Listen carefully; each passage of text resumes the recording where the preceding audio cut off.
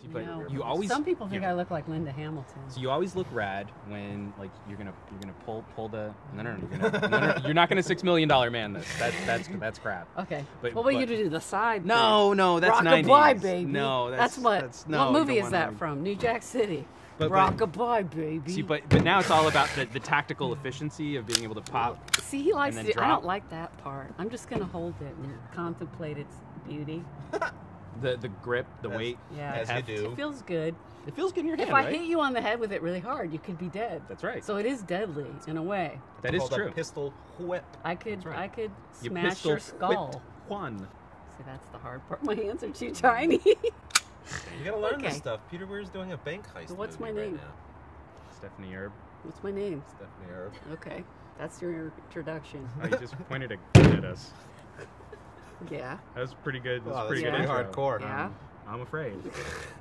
So tell me something about Are we you that being no one recorded else right knows. now? What's a secret that you haven't shared with I both? do heroin, Right. and I'm raising a child. And On heroin? That's nobody- amazing. How Yeah, do you well, manage no, that? you're I let on her have heroin? some on the weekends. on the weekends, Yeah. right? Because you don't want her studies to be interrupted. No, I'm very clear that she has to get straight A's, or she'll be strapped in the basement onto the wall. You have a basement in Southern California? No, I'm lying. I'm making this I would up. say that would be really dangerous because what if we had an earthquake? I know, I'd be dead. That would suck. Yeah, it would totally suck. So how did you come to be involved? Because we did a little dossier on you and saw that this was did? your second I know my second IMDb credit Indeed. after an appearance on Star Trek: The Next Generation, which I love. Yes. You then landed this fairly substantial role in a Peter Weir film. Yes, I did. So who did you bribe? And can I have that person's telephone I number? actually kidnapped some people's kids. Wow. Yeah. You go straight. That's so smart. I'm a dark person. I do mean things. Go straight But for it the works out kids. here. It works. I know. No, actually, the weird thing is I moved to LA from New York. I'd done bunches of theater and tours and stuff, and I made this goal of 10 things I wanted to do. And one of the 10 was to do a Star Trek episode. Yes. And one of the other ones was to do a Peter Weir film starring Jeff Bridges, or I listed a couple other actors, and I don't know who they. And I was like, these were a list of people. This was things I thought never. Happen. Hell will freeze over, Right. and then I will get these jobs. Pigs will fly, and then I will get these jobs. But I came out, and I think there's a certain advantage to knowing nothing and to being stupid. I'm kind of counting on it, honestly. Right. Yeah. Because I was a nanny for celebrities, and some of them, and I'm going to make this shorter, would leave their scripts out. And one of the celebrities that I worked for said, "You can read my scripts, it's cool." That was nice of her. So after the kids would go to bed, I'd read scripts as research. Well, there was a script for this movie, Fearless, and I liked it a lot, and I even noticed roles. There were a lot of roles in it, and a lot of smaller roles for women. I thought, well, I could do one of these roles, not knowing that, not even being signed with an agent. Right. It's kind of idiotic to think that I could do that. So this actress happened to have her appointment sheet in the script. Yes. And it had the Yes. hotel where the Yes. director, Yes. Peter Weir, was staying. Yes. Awesome. And I went, well, maybe the universe wants me to know where Peter Weir is, because I adore his work. I mean, it's not just like everybody likes Spielberg. No, it's like Right. this man is a genius. He does different stuff. He's a mystic in the theater. To me, he is the ultimate dude. So I thought, what's the harm in just sending him a note at this hotel?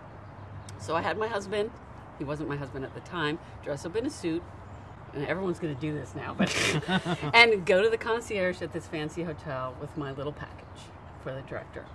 And he apparently got it.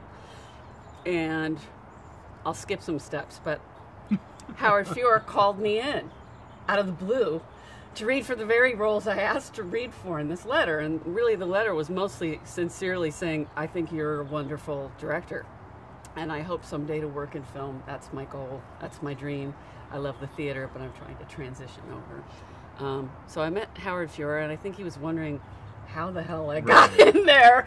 I think on the sign-in sheet it said per PW next to my name to explain why I was even there. And I went in, and I think my goal was to really make each role extremely different. Because the thing I love about acting is transforming into other things, not playing the same thing over and over again. So when I was done, there was this kind of silence, and Howard Shore kind of looked at me. And it was a very quizzical look, and I was just glad I hadn't thrown up, or wet my pants or something. I was like, I made it through. I remember my lines. For me, it's the I get to go home, have a margarita, you know. So I was thrilled that I made it through. I wrote a thank you card to Howard Shore and to Peter Weir, and I thought, well, I'm done. That was an amazing journey for someone in my position. About a month after that, I get a call. Mr. Weir would like to meet you. And then I'm really scared. And I go to the same location on Warner Brothers, and it's just me and Peter Weir and a camera. There's nobody else there. He's going to film my audition himself. Now, this is something I think a lot of European directors do that. American directors, not so much. But they look at tape and have other people do it. They're too busy. But Peter likes to do it himself. So I don't even think I said a complete sentence. I was like, nice, meet, weird, yeah, you know. And so I sat down. One of the roles had already been cast, so there were only 2 left. One was the flight attendant, who had a substantial role, really, and had a lot of emotional stuff. And the other one was a lady who represented the airline. It was one scene.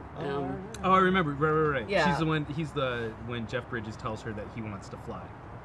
Yes. First class. Yeah. Yes. Blonde. Yes. Yeah. Anyway, I read both of them, and I'm, you know, I think I was having an out-of-body experience at that point, because I couldn't believe this was happening, and I did my best, and I had to cry and stuff, and it was very pleasant. And I thought, once again, I didn't throw up. I remembered my lines. Yay!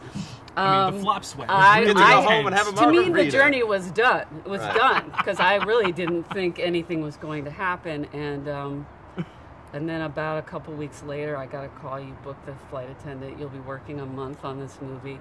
What? And I will say, even, I've worked some since then, but it was probably one of the most amazing experiences on any set anywhere. And a lot of the actors who I meet who were in the movie feel the same way. Right. I actually just Facebook friend Rondi Reed, who was one of the passengers as well, and she's since been on Broadway and won Tonys and had huge things happen, and she said it was one of the most memorable things in my career. And I think it's because you're on a plane, on hydraulics, a real plane, they're bouncing you up and down, and Peter Weir is delicately telling you stories to set it up so that you all feel like we're going to die, and not in a horrible way, just like everyone's like, oh my God. So, and he chose for each passenger had some different response to facing their own death on an airplane crash. Some people were drinking, some people are praying, some people are crying. I think one guy's asleep through the whole thing.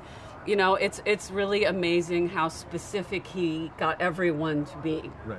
Anyway, I think a lot of us, because the way we had to shoot it was so real, because a lot of times it's CGI now. Right. It's not planes on hydraulics with real smoke and actual flame effects and all sorts of stuff. Parts of the chairs being ripped away. Yeah, really scary, that I think that it really changed a lot of how we flew on planes. And even the stuff after we landed, where there are hundreds of extras running around, it was so minutely detailed. Right. And I love Jeff Bridges because I have so many memories of this movie. A background person got something in their eye, because there was mud and just cinders and smoke and fire everywhere, and we were all covered in crap. And an extra background person got an ash in his eye, and Jeff Bridges stopped the shoot and made sure the guy was okay. And I thought, I love Jeff Bridges. He's a good one. So what you're saying is that he's method. So like his Good Samaritan character. I think he really is that. And also the interesting thing is, Peter Weir told us the studio did not want Jeff Bridges. They did not Really? think he was What? big enough of a star. Oh. He wasn't marquee at the time. Right, You know, because they right. felt like they could sell the movie if they had someone really huge in the starring role, because otherwise it's just a plane crash movie. Right. But I think Peter Weir is wonderful because he follows his artistic nature and he doesn't kowtow to money, and so he picked probably one of the best actors we have to do this role, and he did it beautifully, and he's also a really nice guy. Well, and one of the best actors to fit into a phenomenal ensemble, which is what I've always Right. Oh, and loved he's about lovely Weir to films. everyone. I had to do a lot of falling around in the turbulence, and I fell on him a couple times, and he kept going, "You okay? You okay?" And I'm like, yeah, I'm good. But it's just nice. He was a nice guy. It just reminded me. I meant to Dr. D. comment in the episode. what's Dubious. that? I was going to give Fearless a dubious award. Uh-oh. Uh-oh, for what? Well, Jeff Bridges' character Yes. is an architect, Yes. right? It's Yeah. not really a part of the plot, but it is mentioned. No, yeah. And we have a scene of him in a hospital where he is drawing what he sees, and it's the most shit drawing ever, with absolutely no understanding Of, like, of perspective and vanishing lines and That's spatial good spotting relationship. on your part. That's- Wow. He That's would be the minute. world's most shit architect ever. But Your door is. what the, if he's nothing one of those fits. architects who makes buildings that make you feel sick to your stomach on purpose? Like it's art. Well, it would always have to be retroactive. I don't know. I made He that would be up. an architect I think I made who. it up. Like, I think I need to hold the gun. Are you gonna try to say like Uh-oh. that's what Lloyd Wright does? Like because he can't like figure out depth. That, Well, like- maybe some architects have minions who do the drawings, and he goes, "I want it to look like this, this, and this," and they take it away. Well, he gives and them they a do all the napkin with like perspective. crayon scrawls, and people are like, I don't know. What, he could be a genius about I've some other styled it aspect in of architecture. Play-Doh, and now I need you to make this look. Well, good. what he would need is a really great spin campaign of people who would go look at the thing he just built and try and do those. Maybe it's supposed to make me feel sick. Exactly. I do feel like vomiting. Justify I it really somehow. feel like vomiting. Well, you know, he did Focus all the group it? drawings in the movie. All the drawings he did of the tunnels and See, things. but those look good. Those were cool. Yeah, well, those are he great. did them, I think, in person. What other awards did it win? No, that's just Oh, our that's just award. our Oh, show. okay. Every movie gets. No, its I own mean movie. your awards. We just So have the you're- one. Oh, well, really. we gave it sort of a I scene. think you a should scene give it award best of flight glory. attendant, don't you think? Well, I thought it was implicit. I don't Oh, like. okay. We're Right. not redundant by nature. Okay, well, here's the other thing: is because it was a nice part. Then, of course, I got representation, Right. and I got a lot of people going, "This is going to boost your career, Yeah. man. Ooh. You're going to be in a huge movie with all these people, and you have a great part that's pivotal. They can't cut you out." And I Right. was assured that I couldn't be cut out. And then it came out, and it was hardly publicized, and it went. Right. So it 'cause- didn't really Do much. do much. I love the tape I have of it because the memories are so huge. I mean, John Turturro in the scene, he was so kind to me because I really was like a fish out of water. I'm a theater actress trying to like, should I not move my face at all because I'm on camera? I don't know what I'm doing. You know, a lot of people Right. take for granted that you come here and because you know how to act, you you act. instantly can work a camera, which I really did not have any knowledge of. And when I would do a good take, John Turturro would go, "That was good." You know, I was like, "Thank you," because But doesn't I that- love you too, and that's I don't want adorable. to suck in this movie. You know. Psychologically, what about the ones where he doesn't say anything? Well, He there, just no, there looks at were his some feet. where he probably said, I don't remember specifically, but I'm sure he gave me a few little tweaks to do because, But that's nice. yeah, no, because I think I was very open to whatever, you know. And I think the cool thing about Peter was you could tell he was constantly figuring out, what does this movie mean? Because his movies aren't just cut and dried. They're developments of ideas and concepts. And, you know, it's not a plane crash movie, which is kind of how they marketed it. So Right. it got missed by so many people. Yeah, it didn't do well at the box. We had to look up the stats on the box office, and they were very disappointing. It was very disappointing, even though, like, when you would go and sit in a screening, people are sobbing at the end of it. I Right. mean, it Oh, it's really fantastic. touched people. It's a beautiful movie, and I think Jeff is wonderful in it, and everybody's spot on in it, too, I think. But Peter was really always looking for, what does this movie mean? And he'd even ask us. You know, I'm a dumb old actress. I just came from New York. I don't even have a real agent yet. And he's going, what do you think this movie means? You know, Right. to us as we're hanging out in the hotel in Bakersfield after the shoot. I just love that he was open to continuing Right. to figure like it was a movable thing. Well, it was malleable. And does that fit into like the tone of the film, where it's about sort of a group catharsis, group therapy? Yeah. And so he's creating his own family. It could be just thought of as being about post-traumatic stress disorder, which it is about that a lot, but it's also about life and death and why should you be afraid of anything. I have the poster from it in my office, and because I really feel like because I was fearless, I got into the movie Fearless. So maybe my theme in life is fearless. Doing crazy things like I did maybe might get me in trouble, but I feel like maybe I should be fearless and just go for it. Just show up at people's houses with a cake. I should be in your movie. Cake. Hi, Mr. Soderbergh. I really want to work with you. One other thing Peter Weir did.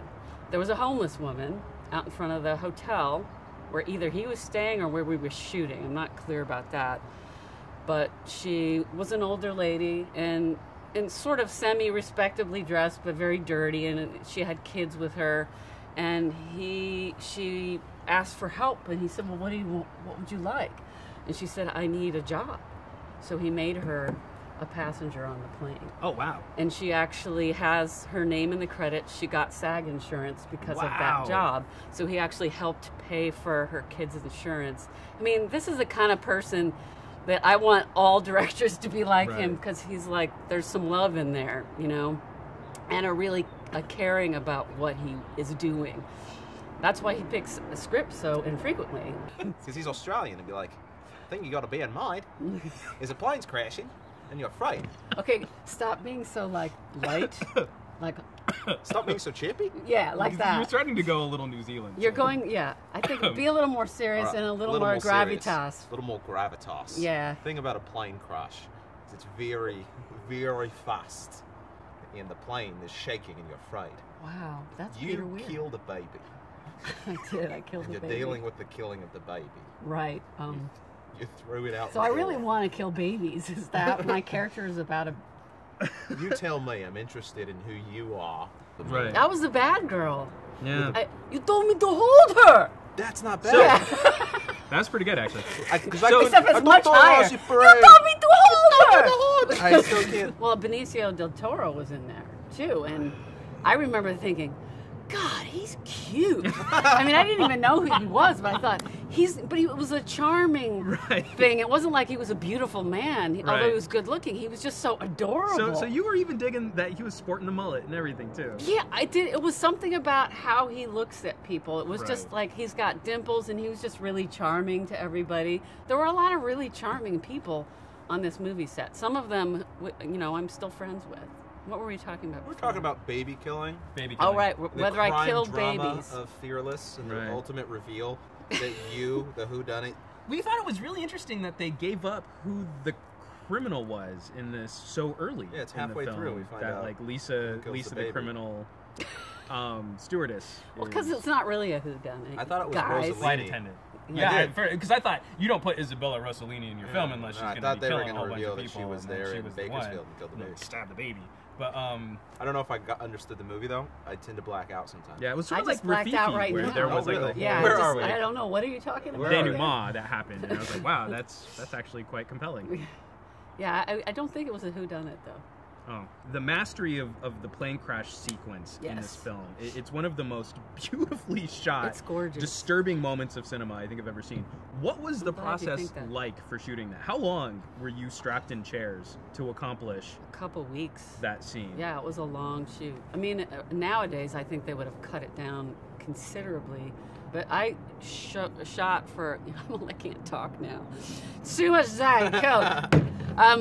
I shot for 4 weeks, and there were really only three major scenes after we crashed, during the crash, and the therapy session. Right. So I would say that it was about a 2-week thing for the whole everything in Bakersfield.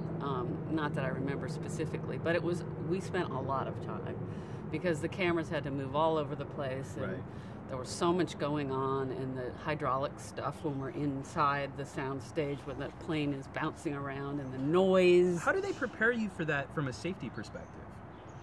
Because I'm sure on those initial shots we had all the stage combat, not stage. Whoops, theater girl. The combat dudes were there telling us what to do and how to fall. Stunt dudes. Guys.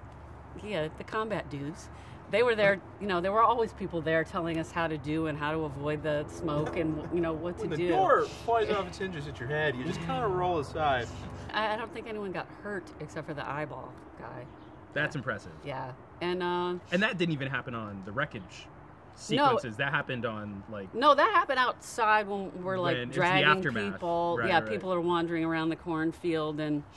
Well, it was nice, though, because we all got... There were, I think there was an outdoor fire pit where we sat around and talked sometimes, and he liked a lot of people with varied backgrounds. I mean, I think one of the interesting things about the European directors I've met is they want to know who you are.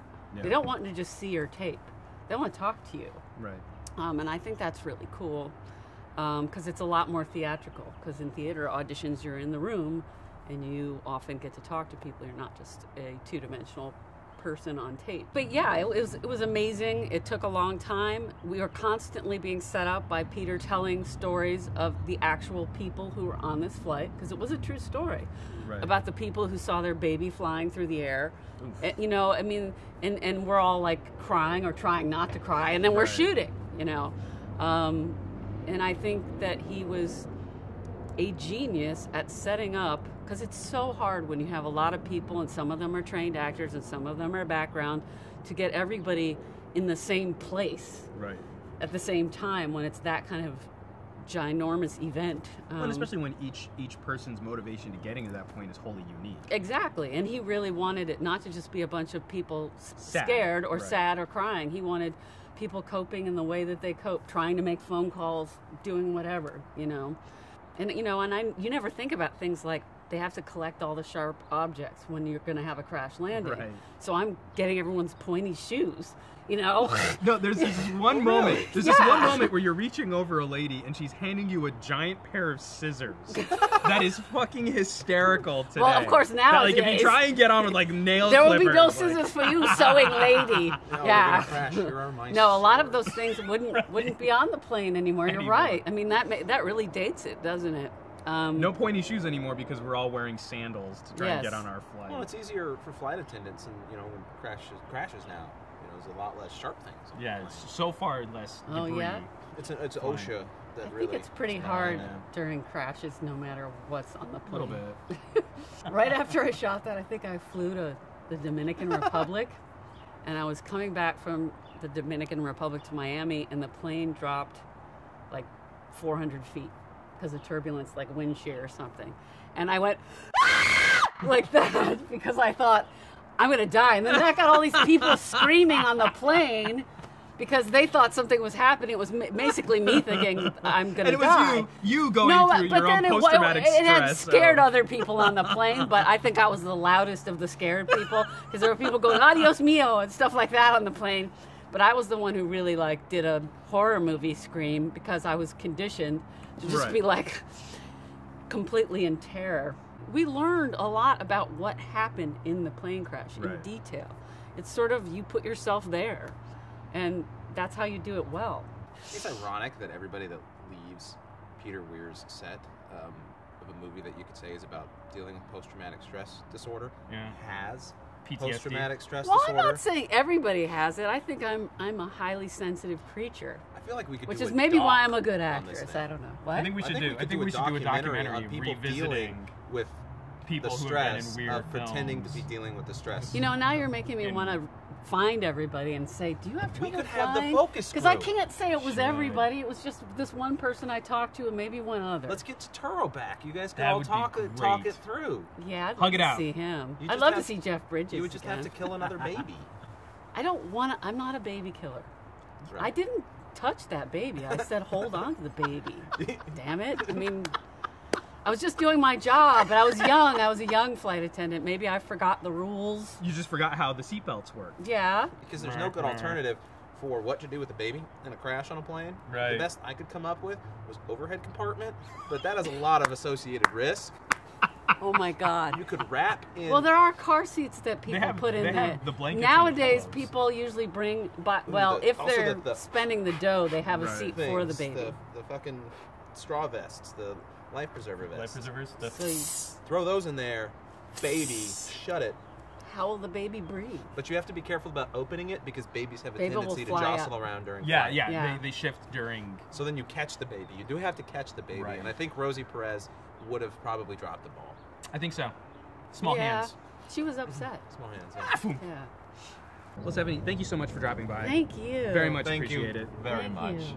And for putting up with our questions about Rosie About what? Perez Oh, and God. Justin Bieber.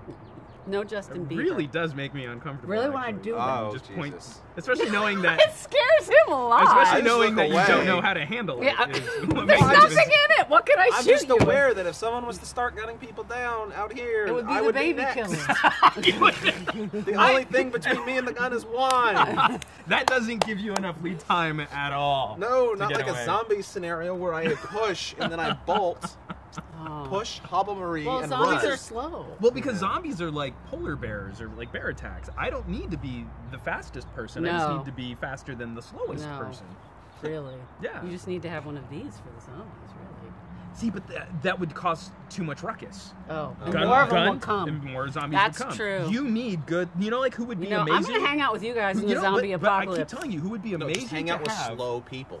Right. So that Preferably so slow you have fat food. people. But then to further your survival success, you need to hang out with Slow fat, firefighters, quiet people. firefighters, Firefighters? and major league ball players. Because major league ball players are used to that Bashing swing and the that heads crack, off, and yeah. and because they're hitting baseballs, the human head is so much larger. You have thought about this a lot. those two groups are perfect. So you have emergency prepared. Oh, it's people. like somebody who trained And who then, like, grew up in the baseball Dominican people. Republic playing Right. with stones, and now baseball seems huge. huge. Now you're playing with baseballs and But like it's like zombie I gotta- heads. it's would be- enormous. I have to remember this: so firefighters and baseball. And and slow baseball fat people. players and slow fat people. And the fat people. Quiet, slow fat people. Right. Because sometimes they they'll be be like, caught first. Actually, no. Loud fat people are fine. Because they're 'Cause making. they'll get caught. Oh, Help me! Help me! Right, but you want okay. So you want them to be quiet most of the time when you're not being attacked. Oh, right, But right, with right. a tendency to be very loud in crisis. And hopefully that when they're getting bitten, that they squeal, that they like scream with a really high pitched, piercing. I just wait for people to go to sleep and then cut all their Achilles tendons.